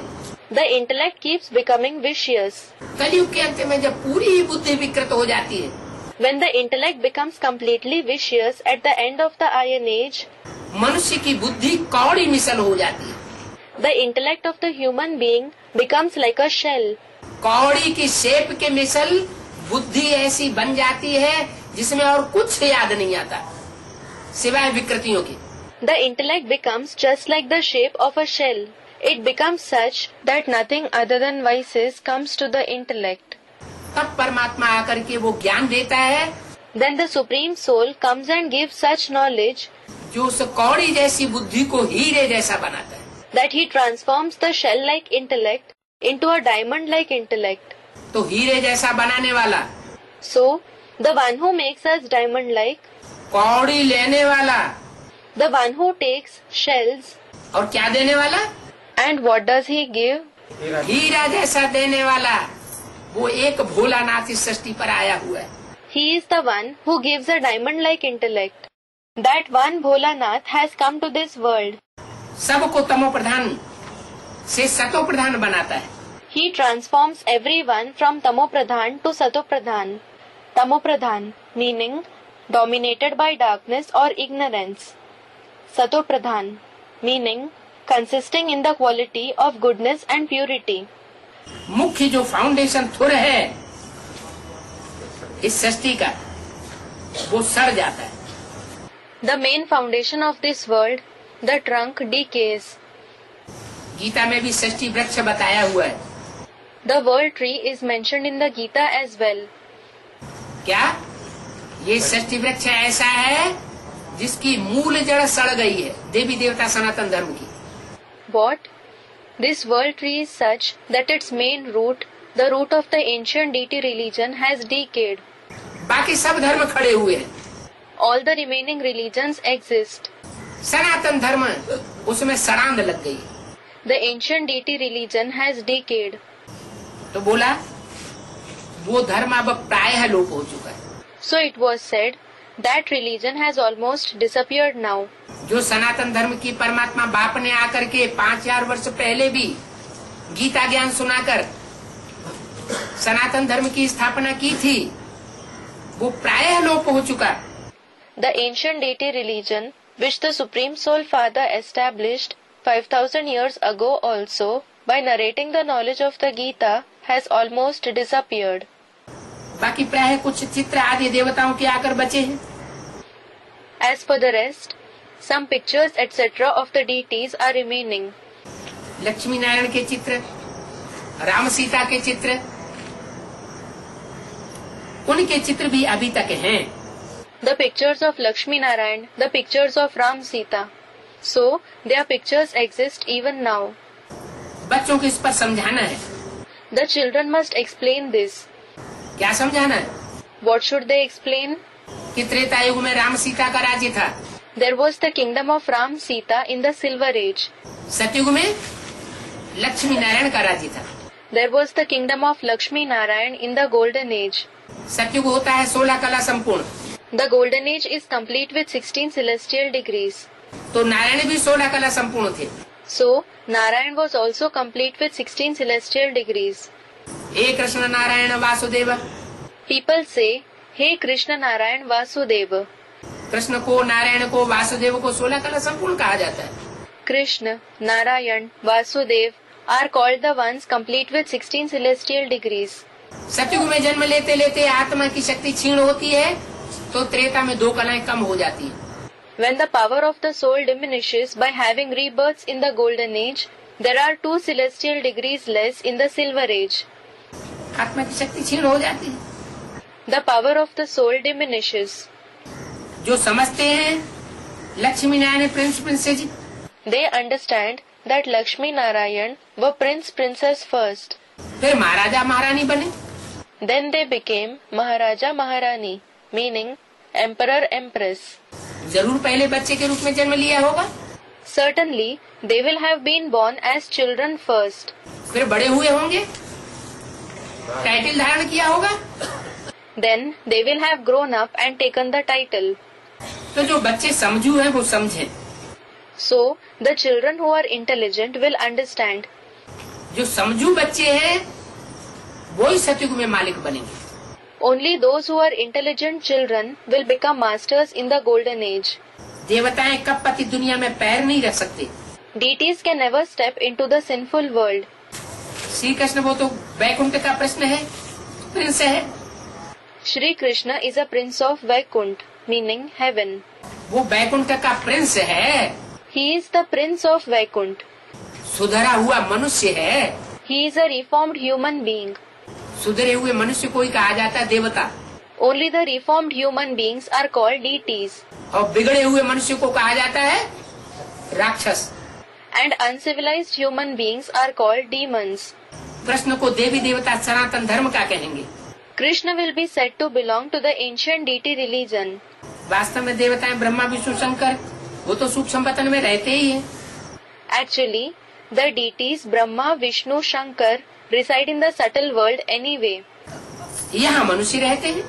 Human beings live here. मनुष्य को सूक्ष्म वतनवासी देवता नहीं कह सकते क्या? A human being cannot be called a deity residing in the subtle world. What? जो मनुष्य है, जिसको मन है, The one who is a human being, who has a mind, man. मननात् मनुष्य। It is said, Mananat Manushya, meaning, the one who thinks and churns is called a human being. जो मनन चिंतन कर सकता है, लेकिन जो मनन चिंतन करना चाहिए वो करता नहीं है। The one who can think and churn, but he does not think and churn what he should. किस बात का मनन चिंतन? Thinking and churning what? मननात् मनुष्य, मनु की औलाद मनुष्य कहा जाता है, तो उसको मनन चिंतन मंथन सात्विक करना चाहिए ना। It is said, Mananat Manushya, Manushya meaning human being, the children of Manu. So, he must think and churn in a sattvic manner, mustn't he? कौन सा सात्विक? What sattvic thinking and churning? जो आत्मा है उस आत्मा और परमात्मा का मनन चिंतन करना चाहिए। He must think and churn about the soul and the supreme soul. लेकिन आत्मा और परमात्मा के मनन चिंतन मंथन से परे, But far from the thinking and churning about the soul and the supreme soul, मनुष्य आत्मा आज एटम का मनन चिंतन मंथन कर रही है। the human soul is thinking and churning about the atom. Atom bomb बना रही है। It is making atom bombs. तो मनुष्य हुई या राक्षस हुई? So is it a human being or a demon? राक्षस तो अपने घर में आग लगा लेता है। A demon puts fire to his own house. किसी के अंदर भूत प्रवेश होता है तो क्या करता है? When a ghost enters someone, what does he do? अपने घर को ही तहस नहस कर देता है। He ruins his very house. तो बताया, So it was said, मनुष्य को सूक्ष्म वतनवासी देवता नहीं कह सकते। a human being cannot be called a deity residing in the subtle world. जो सूक्ष्म वतनवासी देवता मनुष्य बन जाएगा, वो क्या बन जाएगा? What will the human being who becomes a deity, a resident residing in the subtle world become? Firishta. A farishta, meaning angel. क्या? What? फरिश्ता का मतलब जिसका इस फर्श की दुनिया वालों से कोई रिश्ता न रहे। Farishta means the one who doesn't have any relationship with those living on this earthly world. माने देह और देह के संबंधियों के बारे में कोई चिंतन न करे। It means that he shouldn't think about the body and the bodily relationships. क्या चिंतन करे? What should he think? आत्मा का चिंतन करे, परमात्मा का चिंतन करे, इस सृष्टि का कल्याण कैसे हो, इस बात का चिंतन करे। He should think about the soul, the supreme soul. He should think about how to bring benefit for the world. वो है फरिश्ता। He is a farishta. दूसरे धर्मों में भी फरिश्ताएं गाए जाते हैं। The farishta are definitely famous in the other religions. Bharatvarsh में फरिश्ताएं नहीं गाए जाते। The farishta are not famous in India. देवताओं की पूजा होती है। Deities are worshipped. जो फरिश्ताओं की भी स्टेज से ऊंचा उठ जाता है। It is a stage higher than the stage of even the farishta. फरिश्ता मनन चिंतन मंथन करने वाला है संसार के कल्याण के लिए। A farishta thinks and churns for the benefit of the world. इसलिए उसको फरिश्ता कहा जाता है। That is why he is called farishta. लेकिन जो मनन चिंतन मंथन की स्टेज से भी ऊंचा चला गया, But the one who went in a stage higher than the stage of thinking and churning, एकदम निराकारी स्टेज में चला जाता है, वो देवतुल्य हो जाता है। the one who goes in a complete incorporeal stage becomes equal to the deities. जिसकी अपनी संपूर्ण इंद्रियों पर जीत हो जाती है। The one who gains victory over all his indriya. तो बोला मनुष्य को सूक्ष्म वतनवासी देवता नहीं कह सकते। So it was said, human beings cannot be called deities, the residents of the subtle world. Brahma के लिए कहा जाता है ब्रह्मा देवताय नमः। It is said for Brahma, Brahma Devtaye Namaha, meaning I bow to you, deity Brahma. Vishnu देवताय नमः कहते तो है ना। It is said Vishnu Devtaye Namaha, isn't it? देवी देवताय नमः। Devi Devtaye Namaha, meaning I bow to deities.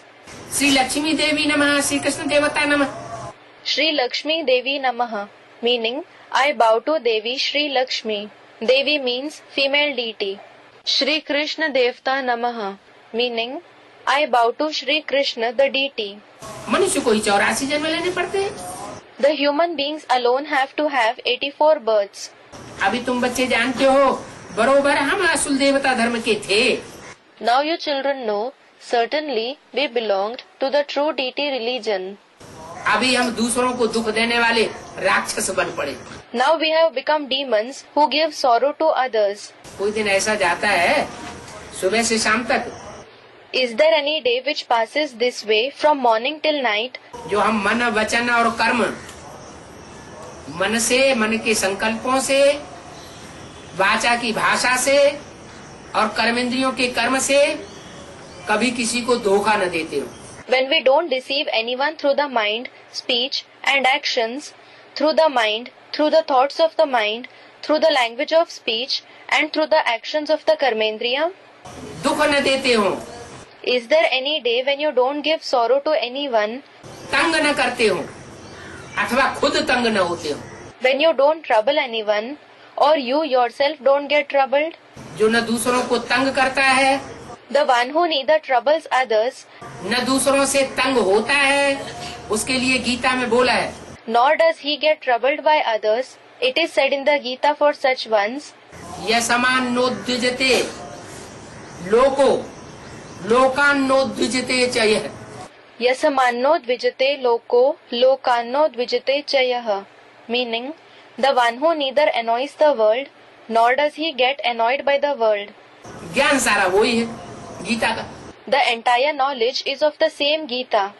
जो संसार को उद्वेग पैदा करने के निमित्त नहीं बनता The one who doesn't become an instrument to annoy the world और जो संसार के लोगों से उद्वेगित नहीं होता, and the one who doesn't become annoyed by the people of the world, माने खुद दुखी नहीं होता और दूसरों को दुख देता भी नहीं। that means he neither becomes sorrowful himself nor does he give sorrow to others. बाबा भी हमको क्या सिखाते हैं, What does Baba also teach us? कैसी स्टेज धारण करनी है। What kind of a state should we attain? न दुख लेना है और न दुख देना है। Neither should we take sorrow nor should we give sorrow. तो तुम बच्चे जानते हो हमारा धर्म बहुत सुख देने वाला है। So you children know that your religion gives a lot of happiness. क्या? What? इब्राहिम बुद्ध क्राइस्ट गुरु नानक का जो धर्म है वो मानवीय धर्म है, मनुष्य के द्वारा स्थापन किया हुआ धर्म है। The religions established by Abraham, Buddha, Christ, Guru Nanak are human religions established by human beings. लेकिन हमारा जो धर्म है जो निराकार परमपिता परमात्मा इस सृष्टि पर आकर स्थापन करते हैं, But your religion, which the incorporeal Supreme Father Supreme Soul establishes after coming to this world, वो बहुत सुख देने वाला है। gives a lot of happiness. इसलिए अपने इस धर्म की स्थापना करने के लिए अगर प्राण भी देना पड़े, That is why, even if we have to sacrifice our life to establish this religion of ours, तो खुशी खुशी प्राण अर्पण कर देना चाहिए। we must sacrifice it happily. भागने की बात नहीं है। There is no question of running away. नहीं तो क्या किया बौद्धियों ने, Otherwise, what did the Buddhists do? मुसलमानों ने जहाँ तलवार उठाई उन्होंने मुसलमान धर्म स्वीकार कर लिया। Whenever the Muslims raised their swords, they accepted the Muslim religion. क्या? What? बाप कहते हैं स्वधर्मे निधनम श्रेयः है, The father says, Swadharme nidhanam shreyah. अपने धर्म में मर जाना अच्छा है। It is better to die in one's own religion. दूसरे के धर्म में कन्वर्ट होंगे तो बहुत दुख सहन करने पड़ेंगे। If you convert to others' religion, you will have to tolerate a lot of sorrow. दूसरे धर्म में कन्वर्ट करने वाले दास दासी बना करके रखेंगे। Those who convert you to their religion will keep you as servants and maids. क्या? What? सबते सेवक धर्म कठोरा। दास दासी का धर्म जो है वो सबसे कठोर होता है। Sabate sevak dharm kathora. The duty of servants and maids is the hardest. बहुत दुख झेलने पड़ते हैं। They have to suffer a lot of sorrow. तो ये कोई कह न सके कि हम इस धर्म में क्यों आ गए। So, no one can say, why have we come to this religion? हम देवी देवता सनातन धर्म में क्यों नहीं हुए। Why weren't we in the ancient deity religion? क्यों नहीं कह सके। Why can't they say so? हैं? बिच्छू कभी कहेगा कि हमें डंक मारना अच्छा नहीं लगता। Will a scorpion ever say, I do not like to sting? हैं? उसका तो धर्म है। It is his job. वो कोमल देखेगा तो डंक मार देगा। If he finds something soft, it will sting it. तो जो जिस धर्म का है उसको वो अपना धर्म प्यारा लगता है। So, whoever belongs to whichever religion, he likes that religion. अपनी ही धारणा में वो खुश रहता है। He remains happy in his beliefs, meaning dharana. तो इसलिए ये कोई नहीं कह सकता कि हम उस धर्म में क्यों नहीं हुए। This is why no one can say, why weren't I in that religion? अरे ये तो जानते हो ना, आदि सनातन देवी देवता धर्म आदि में था। क्या? Arey, you do know that the ancient deity religion was in the beginning, don't you? What? Ibrahim Buddha Christ से पहले धर्म था कि नहीं था? है? Was there a religion before Abraham, Buddha, Christ or not? इस्लाम धर्म, क्राइस्ट क्रिश्चियन धर्म, बुद्ध धर्म, इनसे पहले इस सृष्टि पर धर्म था कि नहीं था? Was there any religion in this world prior to Islam, Christianity and Buddhism or not? ये मनुष्यों की हिस्ट्री जब से है तब से ये मनुष्यों के धर्म स्थापन हुए। The human religions were established ever since the history of human beings is available. उससे पहले भी इस सृष्टि पर धर्म था। There was a religion in the world even before that. और वो वही धर्म था जो परमात्मा ने आकर के खुद स्थापन किया था। And it was the same religion that the Supreme Soul established after coming. वो मानवीय धर्म नहीं था। क्या? It was not a human religion. What? मनुष्यों के द्वारा स्थापन किया हुआ धर्म नहीं था। It was not a religion established by human beings. स्वयं परमात्मा ने उस धर्म की स्थापना आकर के की थी। The Supreme Soul himself came and established that religion. बाकी सब धर्म बाद में नंबरवार आते हैं। कब आते हैं? The rest of the religions come later numberwar, meaning one after the other. When do they come? जब भी मनुष्यों के द्वारा फैलाए हुए धर्म आते हैं तब से इस सृष्टि पर द्वैत चालू हो जाता है। Dualism commences in this world when the religions propagated by human beings come. द्वैत माना दो बातें शुरू हो जाती हैं। What does dualism mean? Two things begin. जब दो बातें शुरू हो जाएंगी तो दो प्रकार की धारणाएं हो जाएंगी, दो धर्म हो जाएंगे, दो राज्य हो जाएंगे, मतें बहुत सी हो जाएंगी और फिर सब आपस में टकराते। When two things begin, there will be two kinds of beliefs and practices. There will be two religions, two kingdoms, many opinions, and then everyone will clash with each other. वो नरक की सृष्टि बन जाती। It becomes the same hellish world. तो मानवीय धर्म नरक बनाते। So, human religions create hell. और ईश्वर जो धर्म स्थापन करता है वो स्वर्ग बनाता। And the religion established by God creates heaven. तुम बच्चे इस बात को समझा सकते हो? क्या बात? You children can explain this. What? कि आदि में सिर्फ एक ही धर्म था। That there was only one religion in the beginning. और सब धर्म वाले उस आदि पिता को मानते भी हैं। And people belonging to all the religions also believe in that first father. क्या? What? क्रिश्चियन की बाइबल में भी है एडम और ewe. Adam and Eve are mentioned in the Bible of the Christians. सृष्टि के आदि पिता थे। There was the first father of the world. मुसलमानों की कुरान में भी है, एंजिल में भी है। क्या? He is mentioned in the Muslims' Quran, angel as well.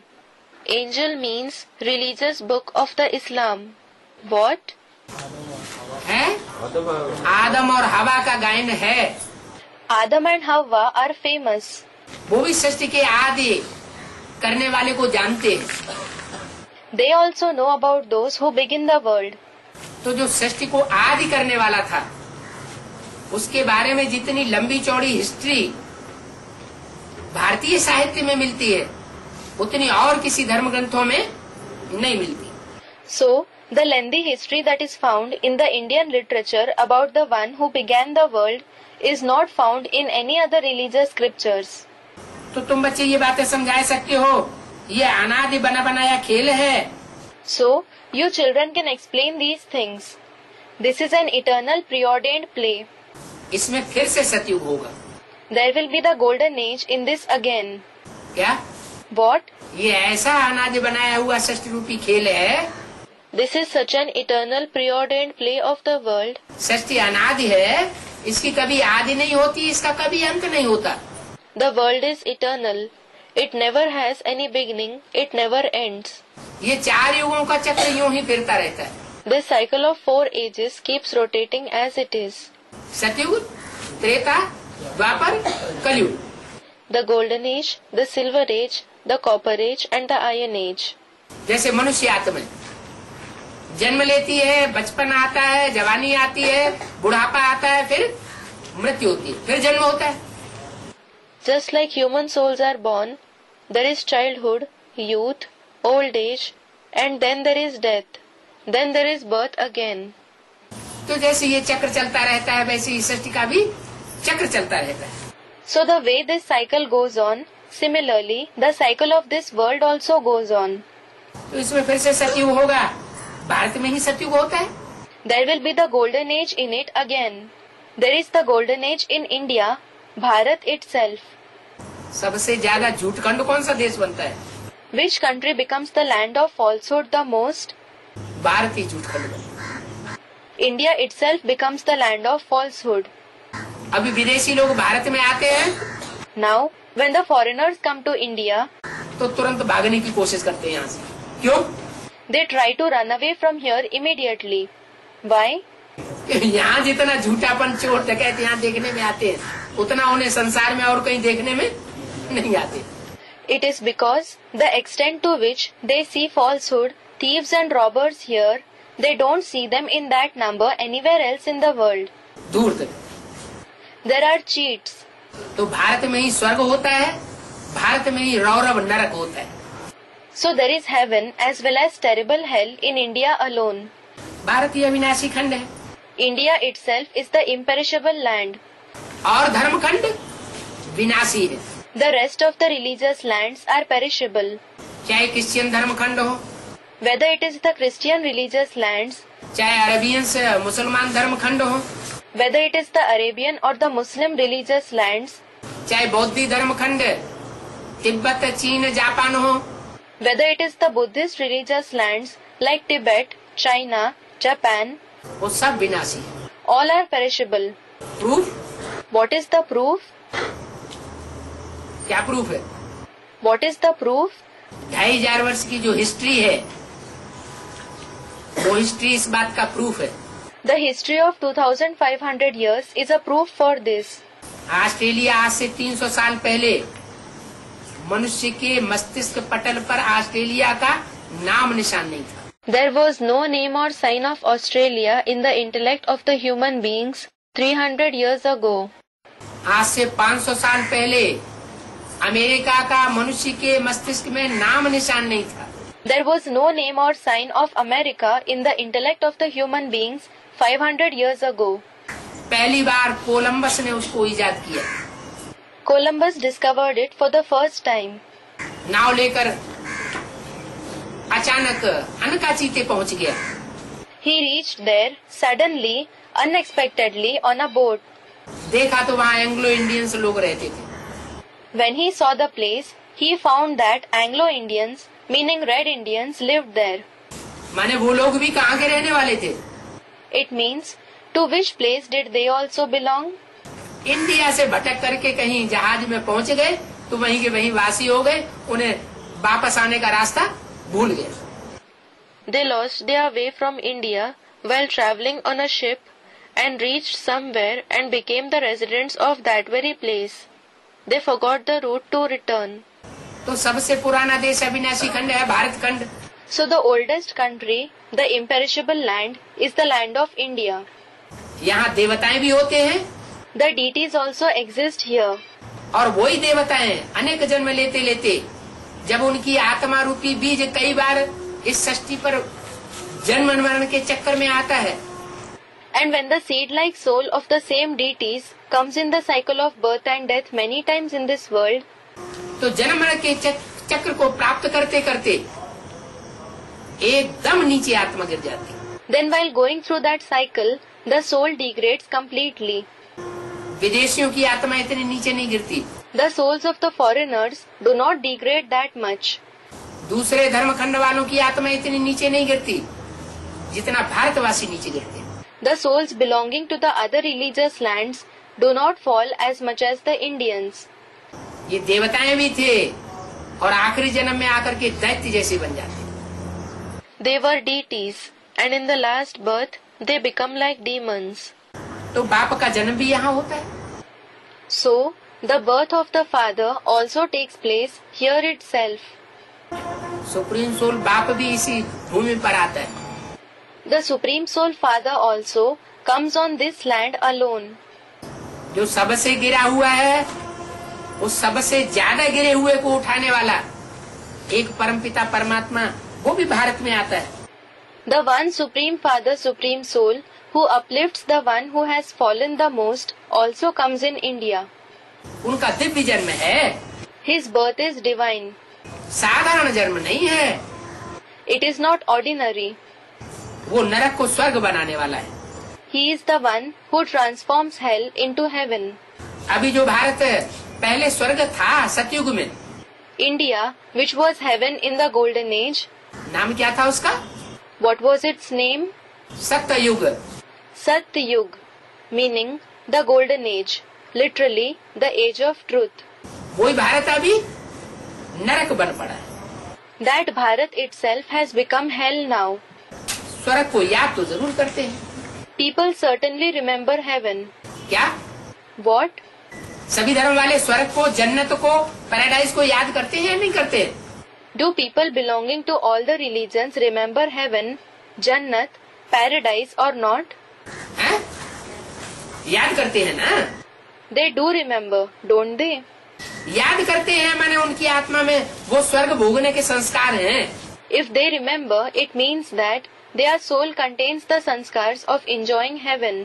आत्मा ने चाहे क्रिश्चियंस हो चाहे मुसलमान हो, उन्होंने जरूर स्वर्ग भोगा। The souls, whether they are the Christians, the Muslims, they have definitely experienced heaven. वो स्वर्ग अब इस सृष्टि पर फिर आने वाला है। That heaven is going to come to this world again.